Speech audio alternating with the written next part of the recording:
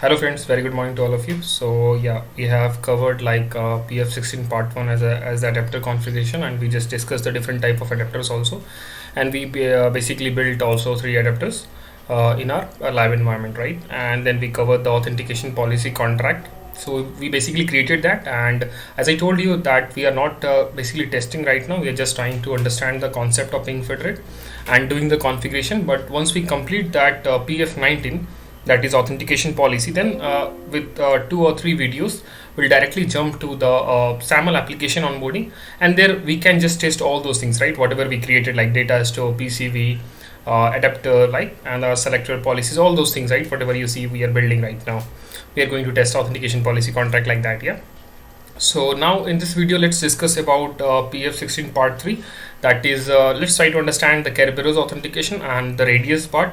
And once we complete that, then we can quickly jump to the authentication selector, then fragment, and then yeah, policy. And once we have the completion of PF19, I'm sure that you will get a very good idea of the PingFederate different like options, like how you are going to use these all, and then you can build the authentication mechanism, and then you can onboard an application, right?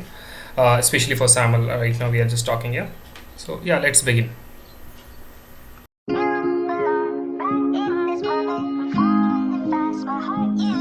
Let's try to understand the radius first. So yeah, let's make as a radius. Okay. So basically it's a remote authentication died in user service, right? Now let's try to understand a use case or example, like where we see that this radius authentication being used, right? So let's take example that you are in home, right? Okay, we have user in a home. Okay, this is your home network, right? You basically just from your local area network, you are just taking a Wi-Fi. Okay, this is your router. Okay, so basically you are just taking a internet like from your local area network provider. Maybe it's any Airtel or any kind of service provider, right? You are taking internet. Now you are working for a company. Okay, you are working some company. Now you want to do some work. You want to enter to the company's network, right?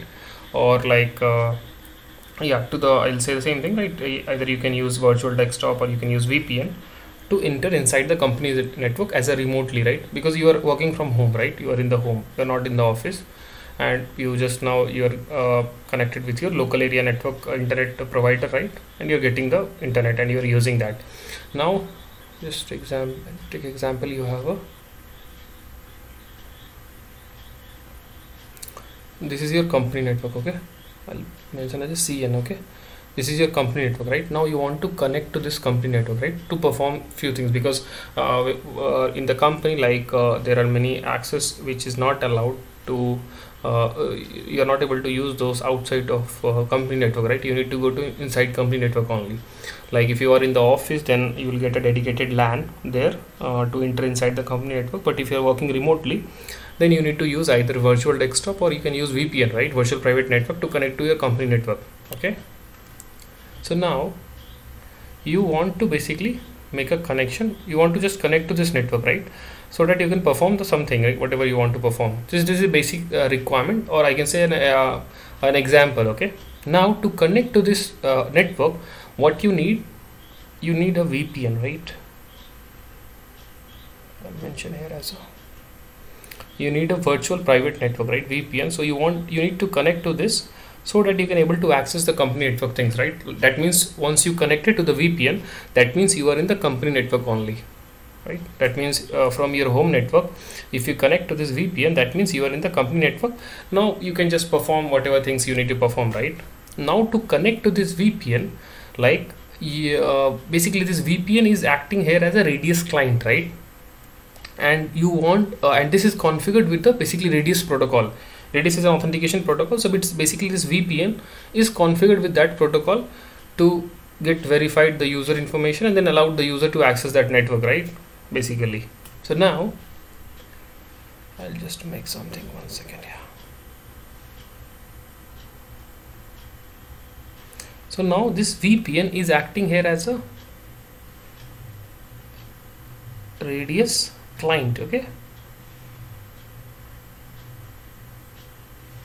and this radius client has to send a request to where, to radius server, right? So here we have the radius server, okay, radius server. In our case, who is going to be radius server? It's nothing but a PingFederate itself, right? But we have a dedicated port for the radius communication. So in our case, PingFederate is only acting as a radius server, and the port here basically used 1812 or 1813 as a UDP, user datagram protocol, okay. These two port, it's basically used for this radius communication, okay. So here PingFederate itself acting as a radius server. Now PingFederate basically, I'll just give you, let's understand the flow from the beginning. Now user wants to connect to the company network, right? That's why user wants to connect to the virtual private network, so that user can present in the company network and perform whatever the activities user has to perform, right? Now users just try to connect to VPN.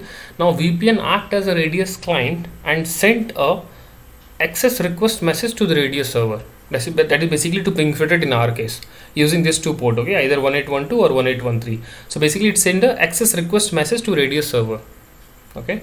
Now radius server is like in this case PingFederate. The way PingFed is verifying the user in this case, like we have, maybe if you remember that in the PCV section, we talk about the radius username PCV, right? So, and we have the ping ID integrated radius username PCV also, right? So that means like PingFederate will just communicate to that product for the radius authentication part. That means like, let me make like this, okay. We have this ping ID.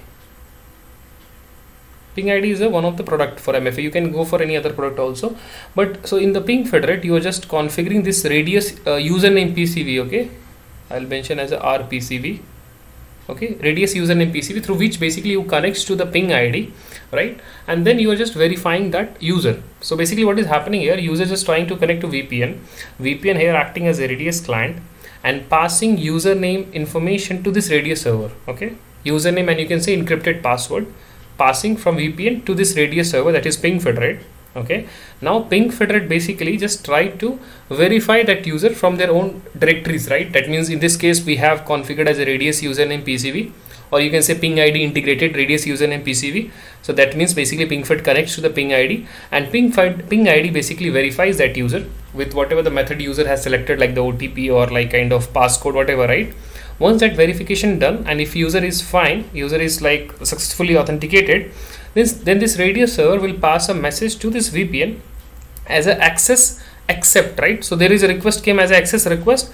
Now PingFed will send the message as a access accept. That means the user verified, and now after once that VPN get that message, then VPN will just as the user already verified, so VPN will allow the user to access that network, right? That VPN, basically VPN is a kind of tunnel, right, through which you are entering to the company network, right? So basically it will allow to access the company network via this tunnel, okay. So that's the whole concept of radius authentication. It's just like the communication between radius client and the radius server. In our case, radius server is a PingFederate communicating using this two port number 1812, 1813, and in the backend of PingFed we have the ping ID configured as a radius username PCV, which basically verifies that those user who are basically coming through radius authentication protocol, right? And VPN is acting here as a radius client. So VPN and maybe in this case, in this example, VPN, right? Maybe any other network also you can say, which can act as a radius client, right? Which basically sends a request to the radius server and get their remote user authentication done, right? Because this is a remote user, right? It's the user is in home, right? So this is a remote user trying to access this VPN to get access to the company network, right? So for this reason, all this in the industry in general, people are using this radius only. I have seen in a CyberArk application also, they have the option that you can configure using radius authentication protocol, right? And yeah, the other VPNs like Cisco Connect VPNs and other Citrix VPNs all have the option. VMware, like all those have the options to configure with this with this flow, radius authentication flow, okay. So just this is a basic idea. Okay, maybe if you get a chance to configure, like, yeah, you just need to build that PCV in the PingFederate.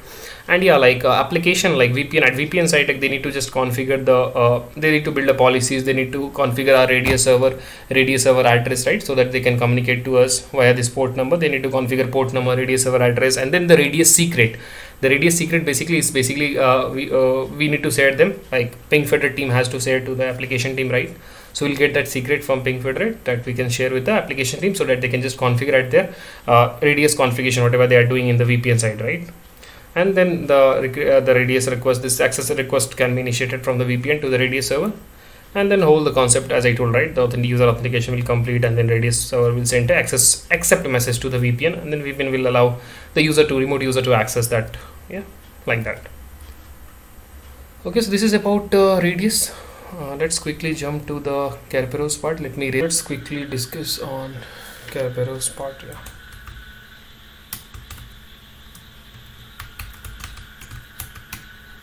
Okay, so basically Kerberos is definitely an authentication protocol, like for client or server applications, and also it's an example of symmetric encryption. Okay.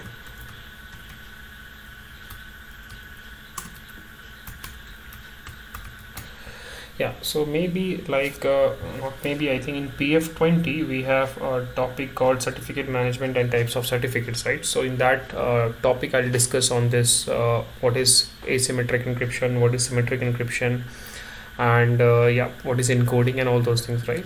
For now, you just understand that it's an example of symmetric encryption. That means it's a concept of shared secret key. Okay, so I'll mention here as a shared secret key. You can see, like, I'll show you quickly the diagram so you will understand. I'll just show you the flow basically, so you will understand why I'm saying it's a concept of shared secret key. Okay, now let's quickly draw something.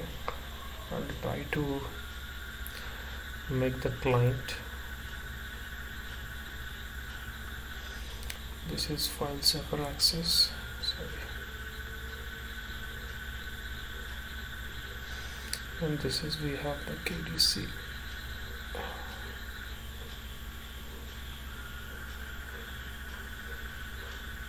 Okay, so this is basically a client. This is basically a file server which basically client wants to access, right?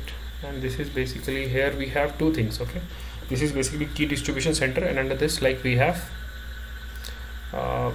basically two server. Okay,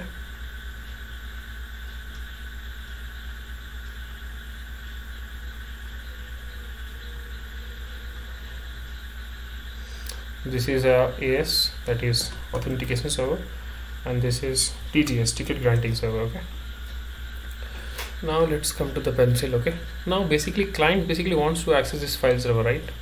But file server is not allowing, right? Because file server wants to know who is the client here, right? Who wants to access that file server. So it's basically denying for now. Okay, so now how then client will able to access file server, that we can understand through Kerberos authentication. Okay, now let me just erase this.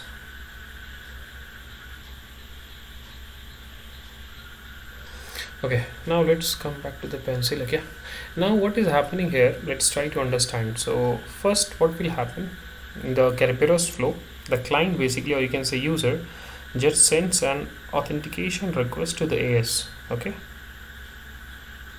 this is basically authentication request. Okay,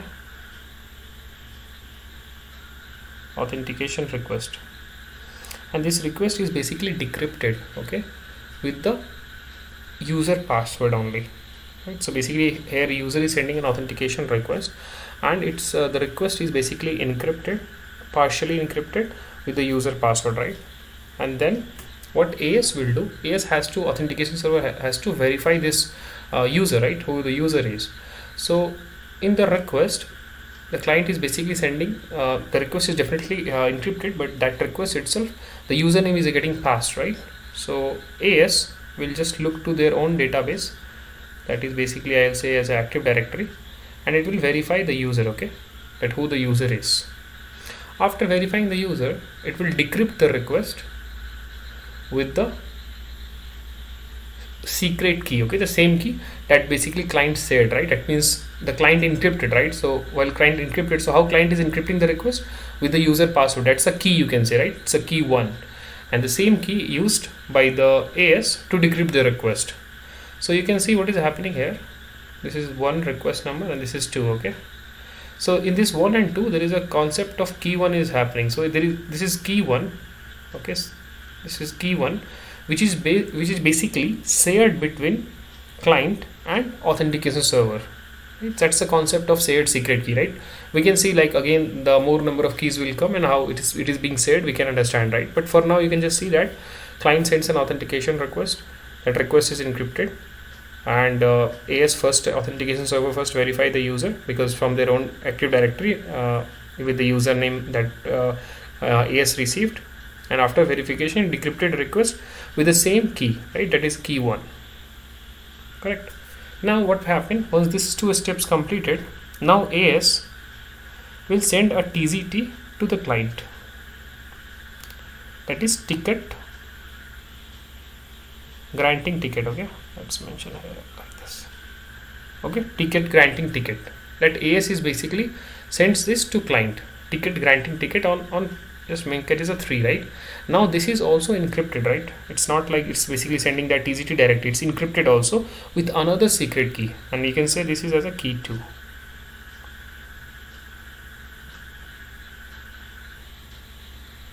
Key 2, okay? So the key 1 is this and this key 2 is this, okay? So using key 2, basically AS, authentication server, encrypted the TZT and sent to the client. Now once client receives this TZT, what client will do?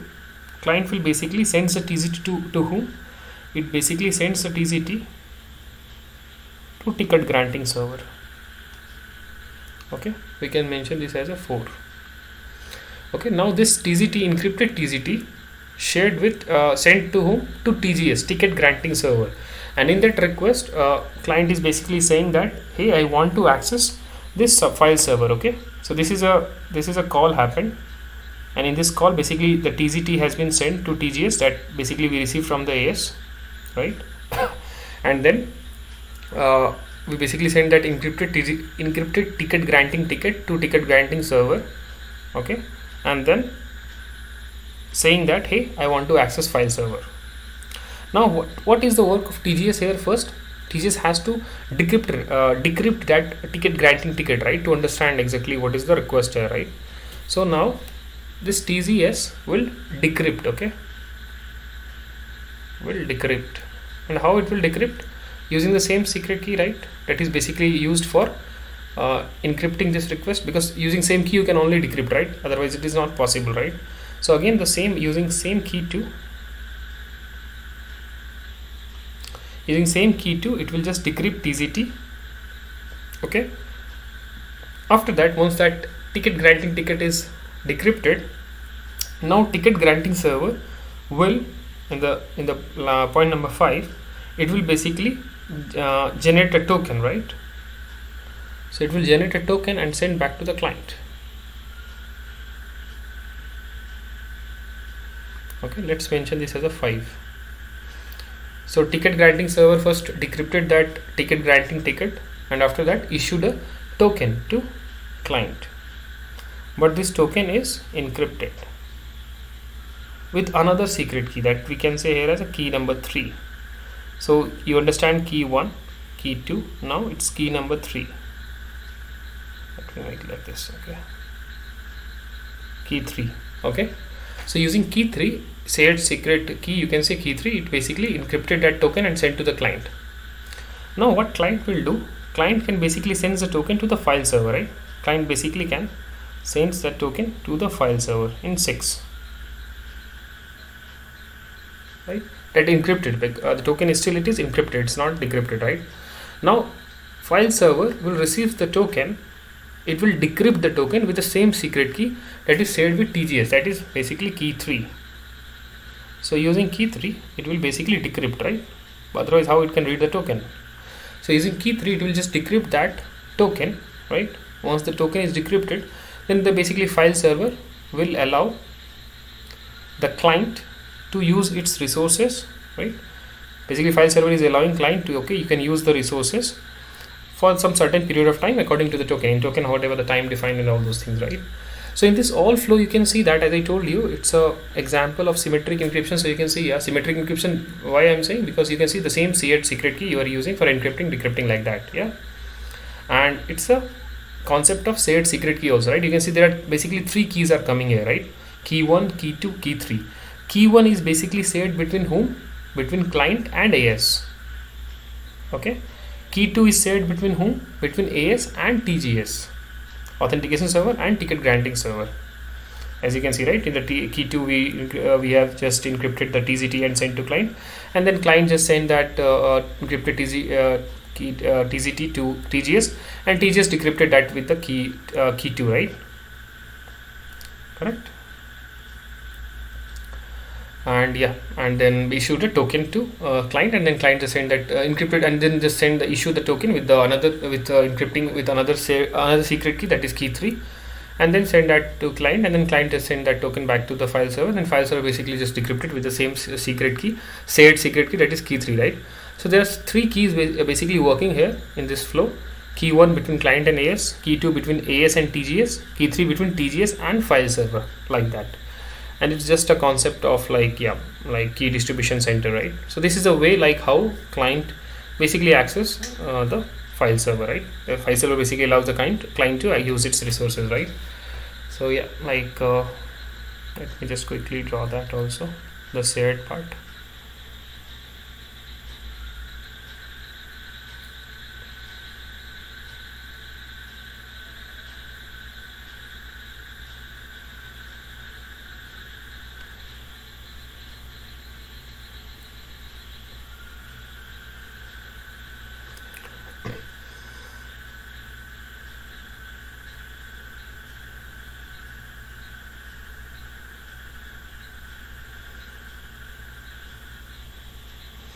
Okay, so here like let me just draw quickly.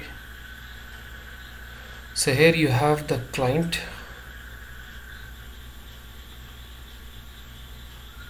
okay, you have the AS, authentication server, you have TGS, ticket granting server, and you have the file server,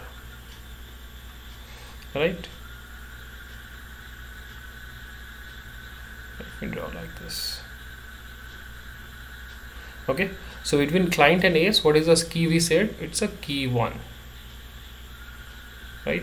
Between authentication server and the ticket granting server, we have the key 2, basically through which we encrypted the ticket granting ticket, and then the TGS basically decrypted that ticket granting ticket, and then issued a token to the file server by encrypting with another shared secret key, that is key 3. So you can see you have the three shared secret key, and that is basically being shared between these two these two, like yeah, the client and AS and TGS and file server, yeah, these two basically feature, right? Client, authentication server, ticket granting server, and the file server, right? So like that, this is the concept of Kerberos. I hope you understand, and we'll talk more on encryption part in our PF20. Okay, so this is done. Let's quickly jump to the next, that is our authentication selector. Okay then, yeah, thank you.